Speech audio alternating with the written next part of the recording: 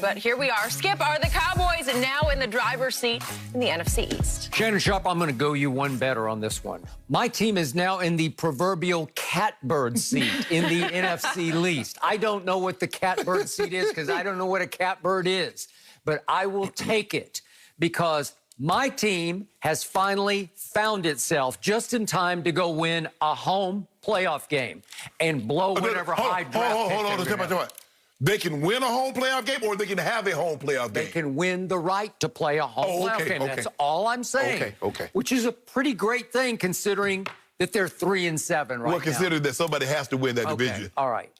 But I told you the first sign of life came at Philadelphia when my team with rookie Ben DiNucci at quarterback was in position to go up 16-7 in the third quarter and fell all apart because it was BAD, Benjamin Anthony DiNucci at quarterback.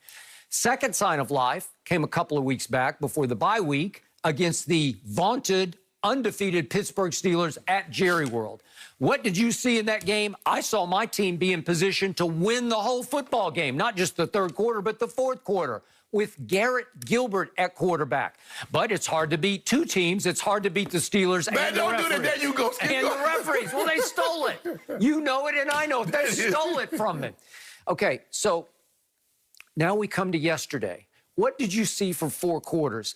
I saw a real live football team that has finally come of age, come back to life. Skip, after one game, just say, okay, they played good, but the Vikings had won 3 in a row. They were 7-point favorites at home. They had blown Green Bay off the frozen tundra up at Lambeau Field. They had won at Chicago in a black and blue division game. When was that? Back on Monday. What's that? Yeah, it was Monday night. Monday night. And here came my team with Andy Dalton at quarterback, and he showed you why he is now remaining the best quarterback in the NFC East. Andy Dalton is even better than Give It To Him Wentz, who now leads the whole NFL in turnovers by 5. He's 5 clear of anybody else. Would you believe that your man Give It To Him Wentz, and that's W-I-N-C-E, as in Wentz every time he drops back to throw?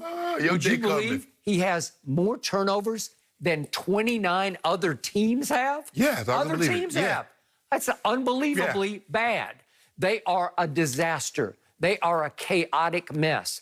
My only fear is that he's going to go to Jalen Hurts, then I'm in trouble. If he goes to Jalen Hurts, all bets are off, because I've told you the day after he got drafted, the Monday after, I said, hey, this guy will change life in Philadelphia if they give him the reins. But apparently they're not going to do that. They're going to stick with Carson Wentz. And what his name, Dougie P, said after the game, that I don't want to send the wrong message to my locker room. Really? So you're going to stick with the all-time turnover machine? Really? Well, we're going to talk about this a little later, the message that Brian Flores sent to his locker room. All right. So would you believe that my Dallas Cowboys, remaining schedule, just on opponents' won-loss records, have the second easiest schedule in the entire NFL? The Redskins have the 17th easiest schedule and have to play at Dallas this coming Thanksgiving 4 days. Feast on you turkeys.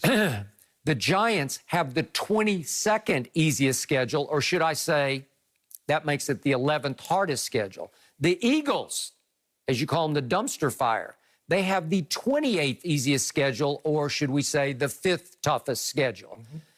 It shapes up for my team to win this going away. But I don't think they'll win it going away because I do have respect for the Giants, and I kept telling you all along, beware of the Giants. And you called them terrible multiple times on this show. They are terrible, but Skip, the thing is, look, the division is terrible, so therefore, if you're in this division, you're terrible. But because no one put distance between themselves. Skip, it would have been different if somebody could have raced out and says, okay, everybody is struggling, let's get to 6 wins. It'd be over.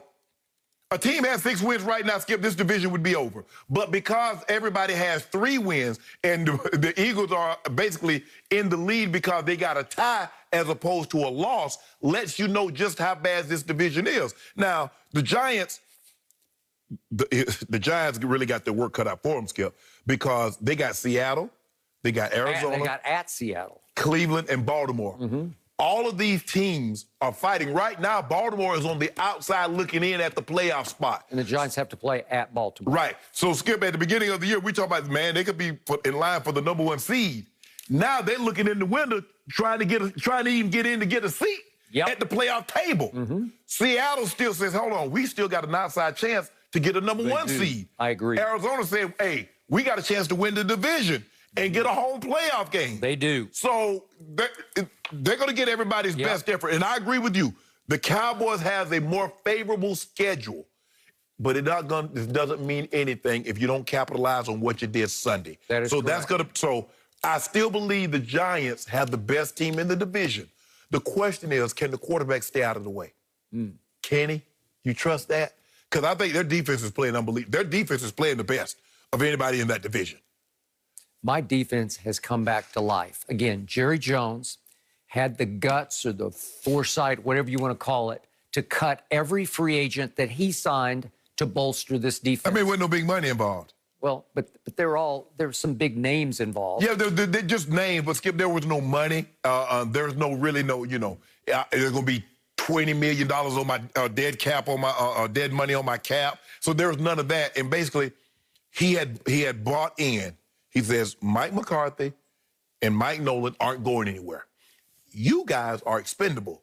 These two guys aren't. So I'm going to make that decision to get you up. There was a locker room mutiny, which is why the game at Washington we saw, it was a disaster because they wouldn't play. They refused to even try on defense. We kept putting up play after play where we'd say, look at this, look at this. Nobody wants to tackle because they had rejected Mike Nolan's teaching and his system. And Jerry finally had to reject all of the above. And I'm not saying that what they were saying was wrong. I think they were right. But it cleaned house. And all those remaining, a lot of young players, they were even playing their 4th-round pick. Reggie Robinson played a lot. He played Thielen the whole second half and did okay on him, the corner from Tulsa. So all of a sudden, young players, we don't even have Trevon Diggs. Obviously, we lost him for X weeks. I don't know. He might come back for the very end of the season.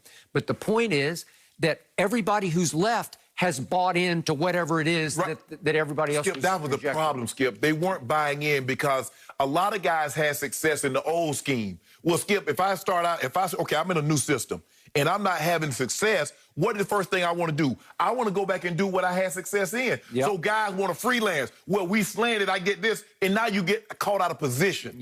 So now they're playing it straight up like they're supposed to. Yeah, teams, look, everybody gets paid. You can't look, man, I can't believe they read. Hold on, he gets a check too. They study film also. But play what we ask you to play, do what you're supposed to do, and then we'll coach it up from there. But when you freelance and get out of position, you put everybody in harm's way. That's why you got 307, you got 240, you got 207. And the best right now, arguably the guy that's playing the best at that position, he's like, he got 115. But you didn't give him 215. That is correct. And we went for 180. They had 125, we went from 180. And do you remember this guy who wears 21 named Ezekiel Elliott? He was back because they moved Zach Martin from right guard to right tackle, and he was road grading off the edge. And Zeke knows where to eat. You eat off, you just run behind Zach Martin. Skip, this is the first time that I think in a long time they were committed to the run. Well, and Zeke rewarded them, and Tony Pollard rewarded them for sticking with it.